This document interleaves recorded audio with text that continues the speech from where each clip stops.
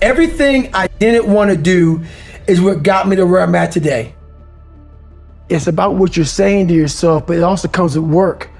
So whenever I was getting beat down, physically, mentally, spiritually, whatever I was going through, just saying, you can't hurt me.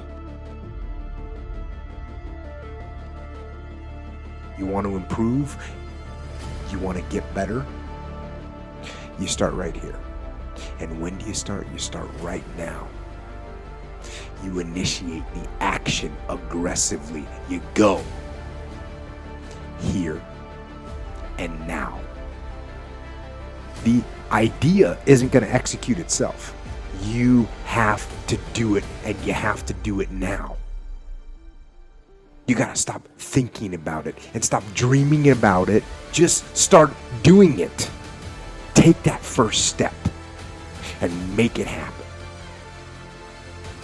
You have to have thick skin to get better. You have to call yourself out. If you're fat and you're f***ed up, I want to hear that. I don't want to hear you tap dancing around. And a lot of people don't want to go there. They don't want to talk about their childhood.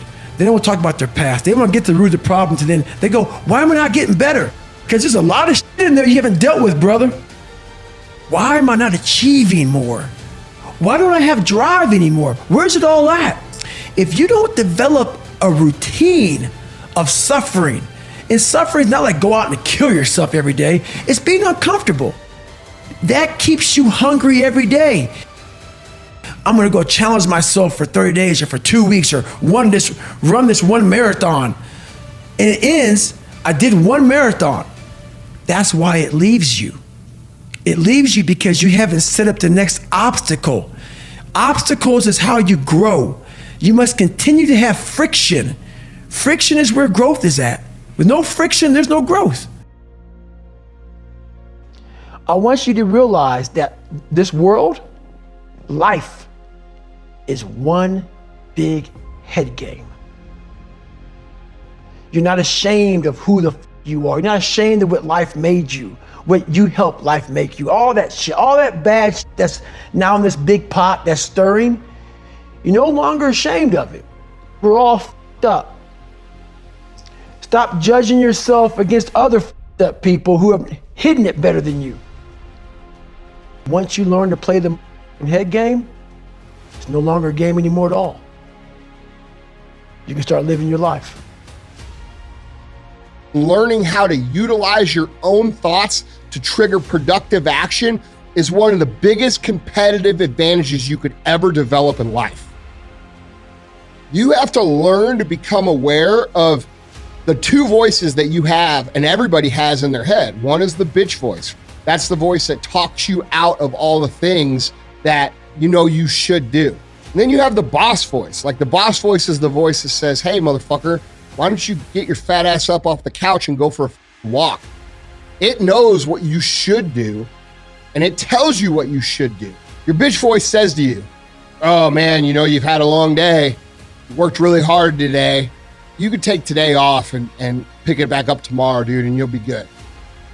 If it's telling you to not work out, then what you should do is you should flip it right away and then go do some sort of workout. Now, do you have to go run a marathon? No. But if you get up and you went for a 20-minute or 30-minute walk where you normally would have done nothing, think of what's going to happen over the course of time and what your life will look like even after 1 year of doing this. So I've been grinding lately. Every day, running over 20 miles a day, getting up early, going to bed early, eating the right shit. This last week started taking a toll on me. I usually don't think too much. Get my shoes on, head the fuck out. I've been thinking a lot. That internal voice has been talking to me. Talking about, oh man, you're tired. Looking at my shoes about 30 minutes before I put the motherfuckers on. Pushing back the time of that I go out to go run. So I decided to tape record myself. That internal voice I put on tape. Sounds like a straight bitch when I listen to that motherfucker. So if you ever have a hard time out there, tape yourself. Listen to what kind of bitch you're being.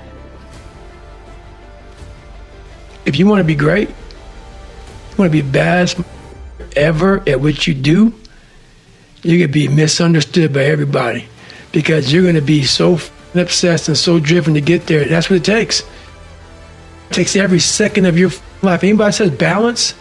Yeah, balance is important for a lot of people. It is. But if you want to go to that edge where people do not like you, don't understand you, question everything you do, you've arrived. You're in that spot of obsession and drive where people are like, what the is wrong with this guy? You will never understand what is wrong with me. I have this haunting voice in the back of my head. A lot of us have it. We just ignore it. And it was there for years. So I knew in the back of my mind that I could pull off this whatever I wanted. I knew I could. I knew that, but I was afraid of the work because I wasn't gifted with brains. I wasn't gifted with God-given talent as far as like athleticism. So I knew to get to where I had to go, to be on the same playing field as these men, to even try out for this program, I knew the work was going to be something that I didn't want to even attack. So I was just putting it off. It haunted me.